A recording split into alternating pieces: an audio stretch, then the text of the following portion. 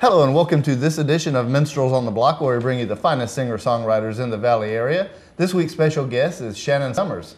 Shannon? Hi. How you doing? Glad to have you on the show. I'm good. How are you? I'm doing just fine. So tell me about yourself. Where were you born? I was born and raised right here in Columbus, Georgia, across the river. Very cool. My parents are from here. I'm a local gal. I've been here all my life. What did your parents do?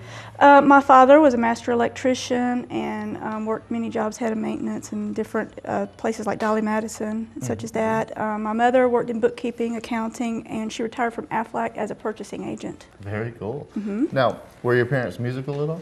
No, they're really good at playing the radio, and some of the, but they love to listen to music. And I grew up listening to, one of my first musical influences was Elvis Presley.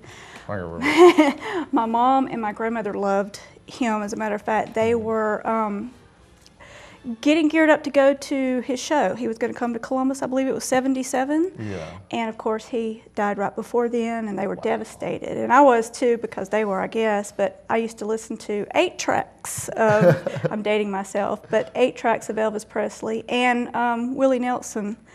Redheaded Stranger and things like that. I always enjoyed music as far back as I can remember.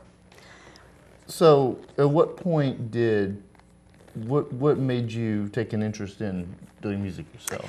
Well, from the time I can remember walking and talking, I enjoyed it. My grandmother had a piano in her house that no one really played. I believe it was my aunt's, and it stayed at my grandmother's house. And every time I went over there, I just loved to sit and play. And I somehow just learned how to tap out some melodies of some songs. As a matter of fact, I think Delta Dawn was the first song I ever learned to play on the piano. You know, it was something my mom sang to me when I was a little girl. Yeah. And I guess that's where I got it. And you know, my mom thought, wow, that's great. So they put me in piano lessons when I was 6. And I think I did that for a year or two, had the little recitals. And I'm not sure why I didn't stay, you know, throughout the piano lessons or throughout my life. But then in 4th grade, there were some people that came to us trying to get kids involved in music. And this was for an orchestra. And I thought, hey, I want to play the violin. Nice.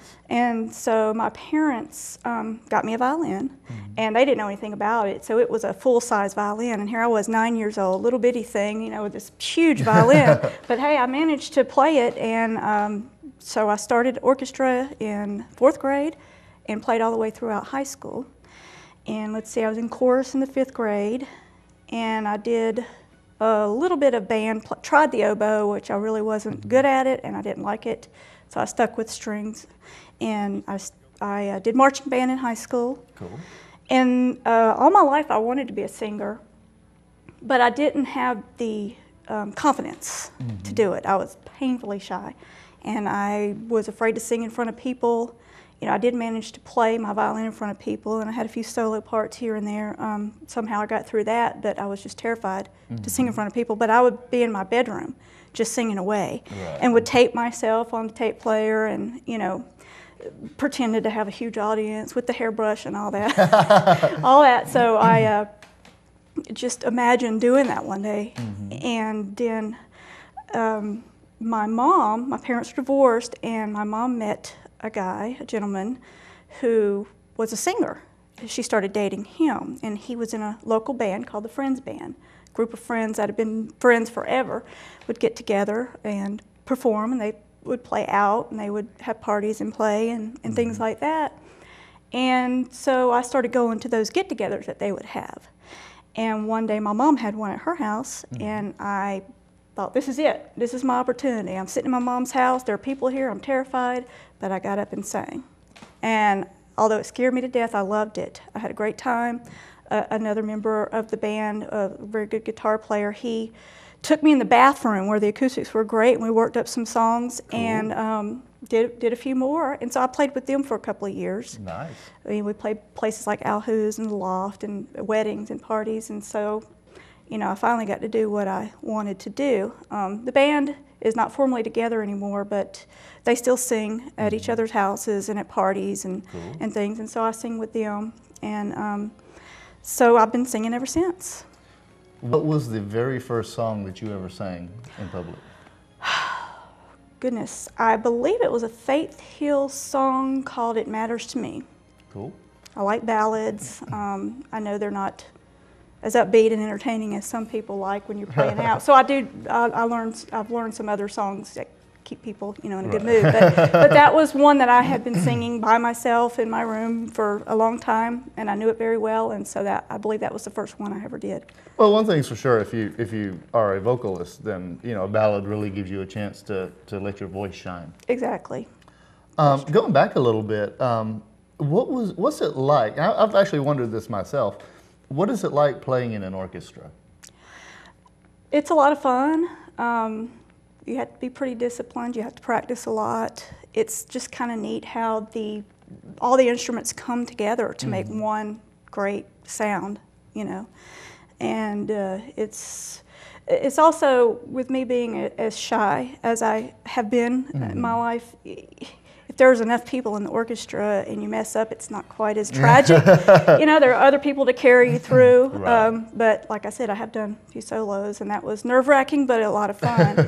And I always had my mom sitting out in the audience, giving me support. And but in high school, unfortunately, music in schools is kind of waned a little bit, and people just don't think it is as important as it really is. And so we had 5 people in our orchestra. 5 people. We had we had a bass, a viola, and 3 violins. Is that 5? Yes. What's the standard number of people for an orchestra? Oh wow, I honestly don't know if there is a formal number. I've seen ones that just take up the entire stage, and we were considered an orchestra, but basically we were what, a quintet? so everyone had to know their parts. There was a lot more pressure there, but not as much stuff to get lost in if you exactly. We did have the symphonic orchestra or the symphonic band backing us up many times when we performed, so that gave it a fuller sound and helped us out. But sometimes we were up there by ourselves. Wow. Now, before we go to a break, we have the most important question of the show, and this is the question that people are going to catch on to this after a while. This is the question that rocks building foundations and stuff. Elvis or the Beatles? Elvis. Elvis. Yes. Should have seen that one coming. Tell you what, let's check out one of Shannon's songs. We'll be right back after this.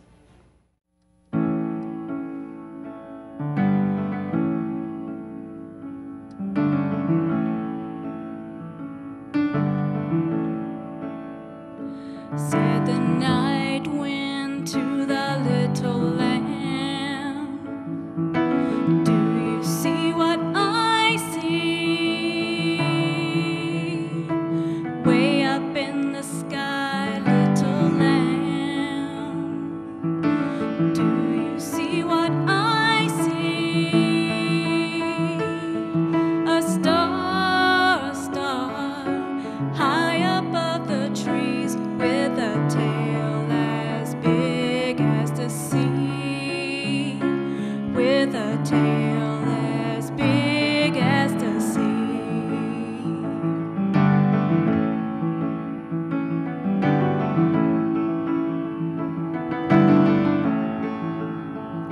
Said the little lamb to the shepherd boy, do you hear what I hear? Ringing through the sky, shepherd boy, do you hear what I hear? A song, high above the tree, with a voice as big as the sea, with a voice as big as the sea.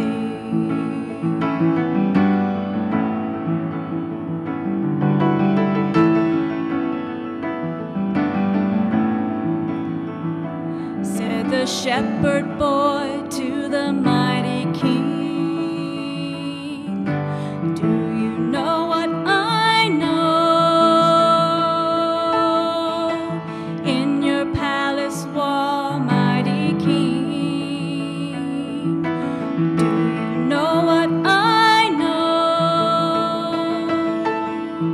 a child shivers in the cold. Let us bring him silver and gold. Let us bring him silver and gold.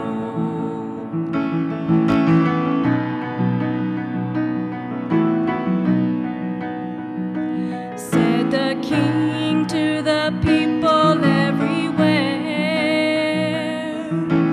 listen to what I say. Pray for peace, people everywhere. Listen to what I say. A child sleeping in the night, he will bring us goodness and light. He will bring us goodness and light.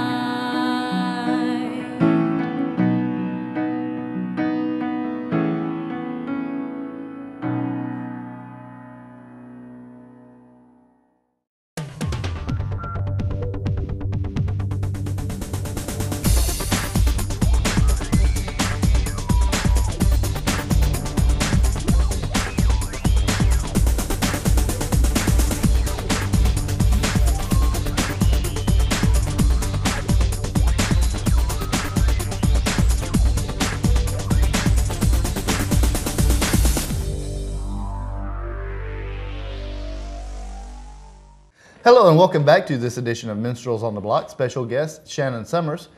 So Shannon, tell me a little bit about your writing. Wow, I write a lot of different things. I started writing when I was in my 20s. I was majoring in criminal justice in college, and I met David and Vicki, who own Playgrounds magazine. Oh yes. And they're very supportive, and they said, sure, you can write anything you want to. So I started off and I wrote a little piece about Uptown Jam when we had those in Columbus, and I got a lot of positive feedback. Sweet. And I enjoyed it a great deal, so I just have continued doing that, and that's part of what I do now. But actually before that, when I was in college, I got into Jim Morrison. Oh. And yeah, and his and his lyrics fascinated me. And I thought, well, I can do that. So I started writing poetry that was similar to his. Of course, it alarmed my family because they thought, oh my goodness, you're depressed. No, not really. Riders on the Storm, baby. Exactly, exactly. I'm the Lizard King. But, but I have I have books and books of poetry that I've written and actually have considered setting those to music. Very cool. What do you write your poetry from? What is your inspiration for poetry?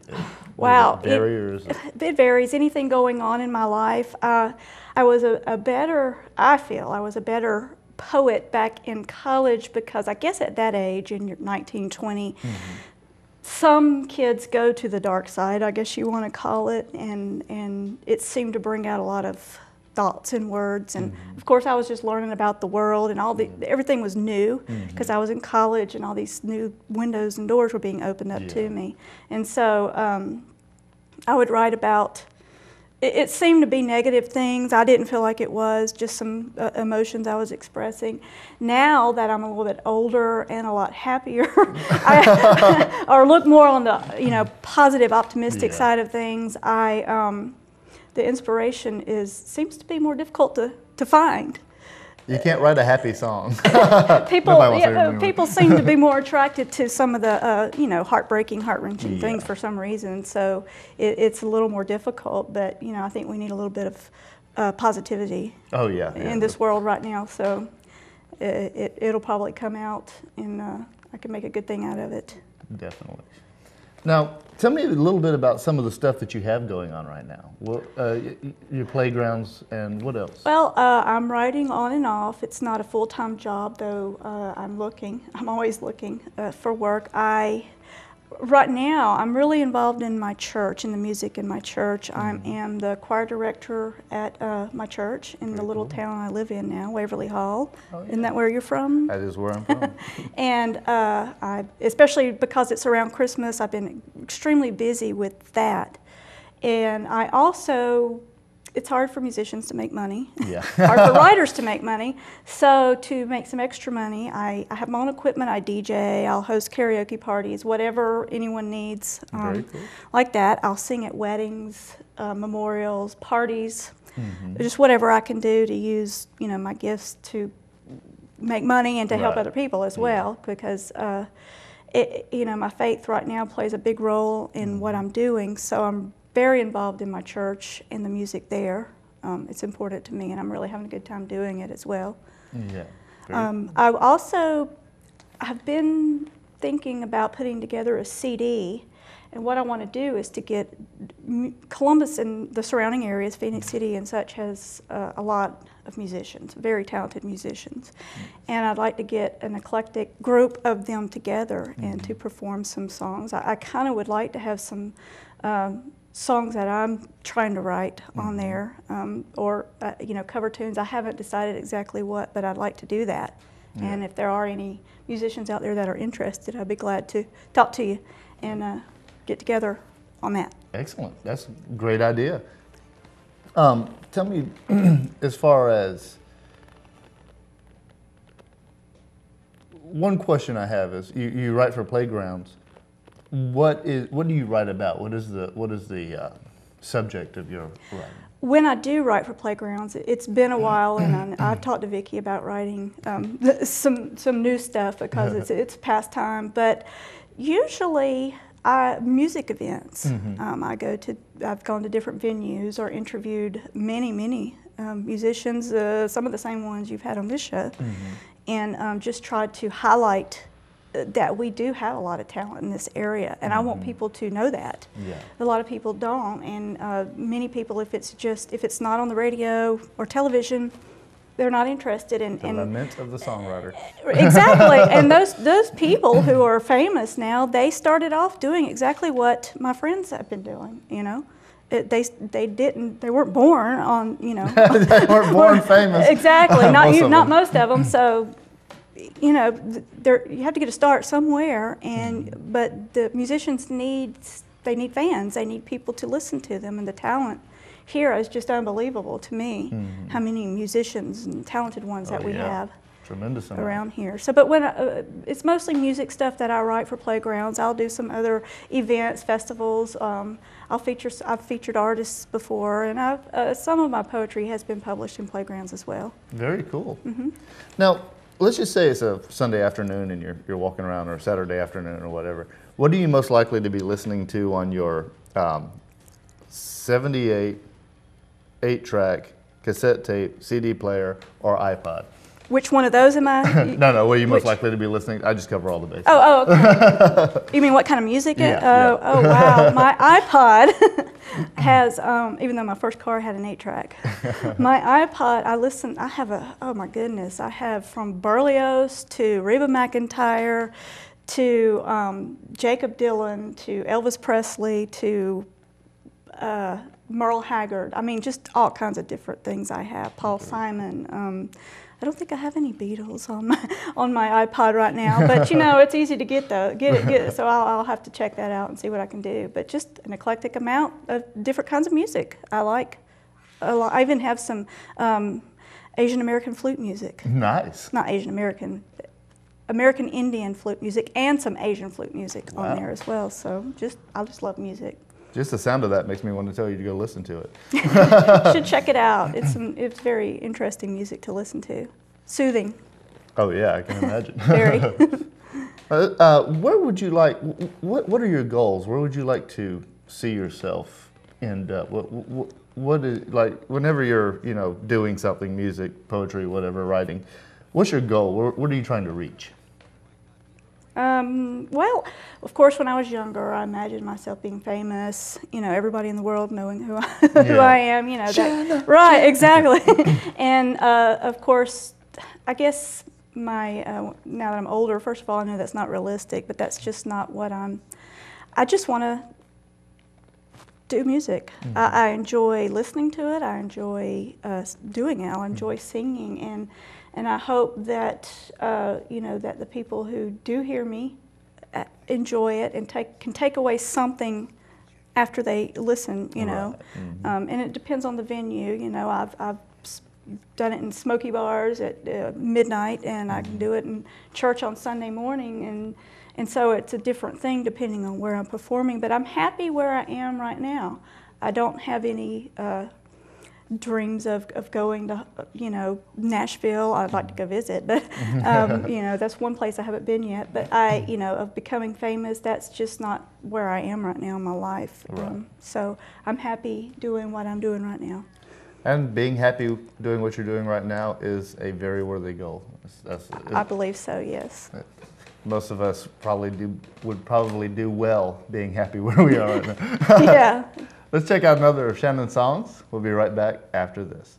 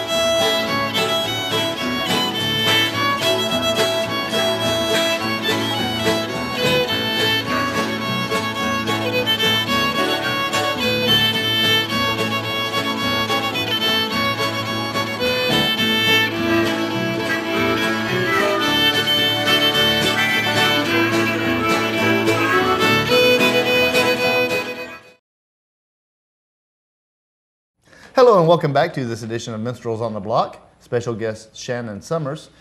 This is the part of the show where we pimp stuff. the promotional part of the show. So, Oh, goody. so what kind of shameless self-promotion do we have for the people watching the show? Well, I've just started to create a page on Facebook called Summer Sings. That's just going to feature some of what I do right now, music-wise. Contact information for weddings and other performances. Anything, like you said, shameless. I'll sing in a bar, I'll sing at a wedding, I'll sing in a church, I'll sing on television, just whatever someone might be looking for, and also the DJ stuff and the karaoke hosting that I can do if someone needs something like that, which is great to do that for like little kids parties too, so they can get up and sing and take an interest in music. Oh, yeah? Also, I'm trying to think what else I have going on. Like I said, I'm working on some music for a CD that I'd like to put together, and anyone who would be interested, just get in touch with me. You can find me on Facebook and just drop me a line, and we'll see what we can do, get together and work out some tunes and go from there. Very cool. There's a couple of questions I'd like to ask. One is, what do you think of the local music scene in the Valley? Well, like I had said previously, I believe there are a lot of talented musicians out there. I've been to many open mic events, such as at Fountain City Coffee and Dale Ranch and other places that no longer exist now, and I'm just amazed at the talent. People who play different instruments. And I mean, we've got flute players, we've got fiddle players, we've got drummers, vocalists, of course, guitar and clarinet and things like that, where people just get up and showcase what they can do.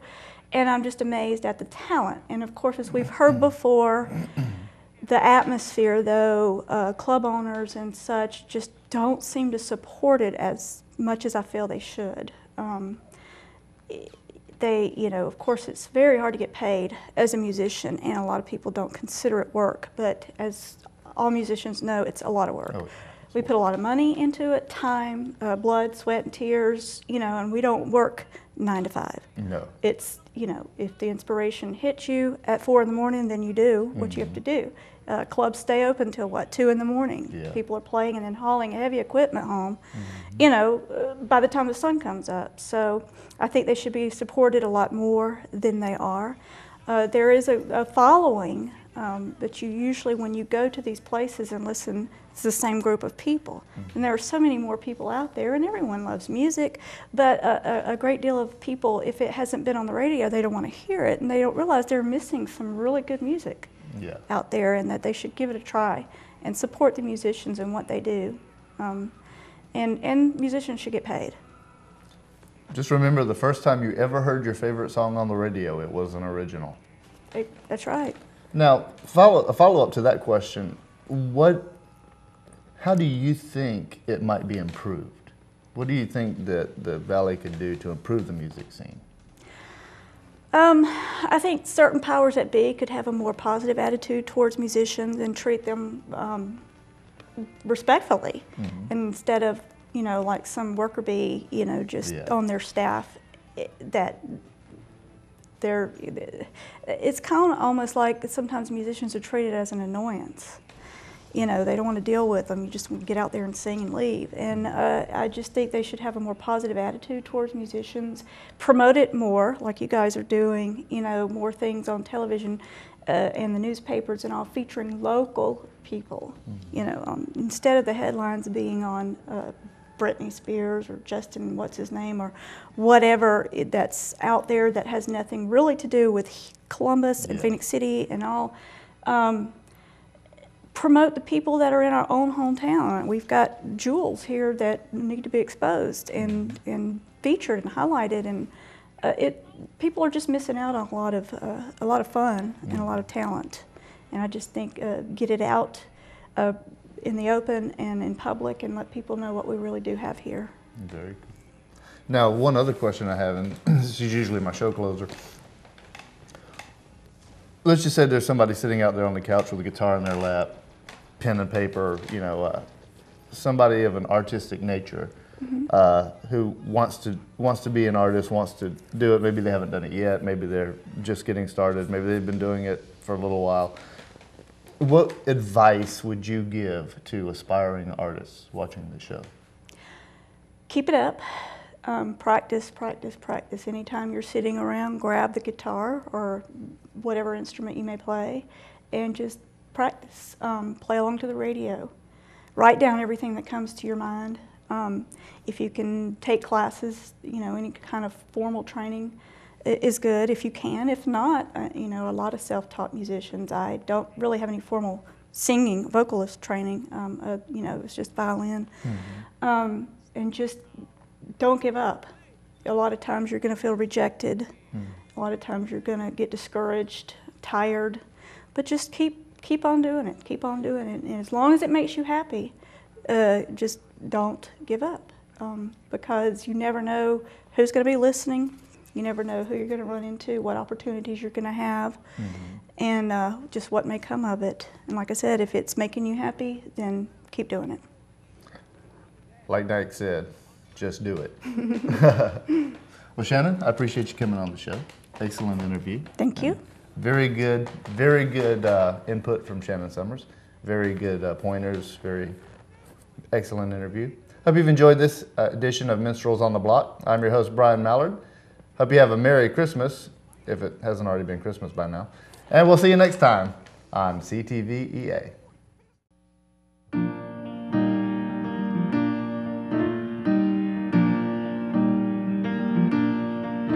Sleigh bells ring, are you listening? In the lane, snow is glistening. A beautiful sight, we're happy tonight, walking in a winter wonderland.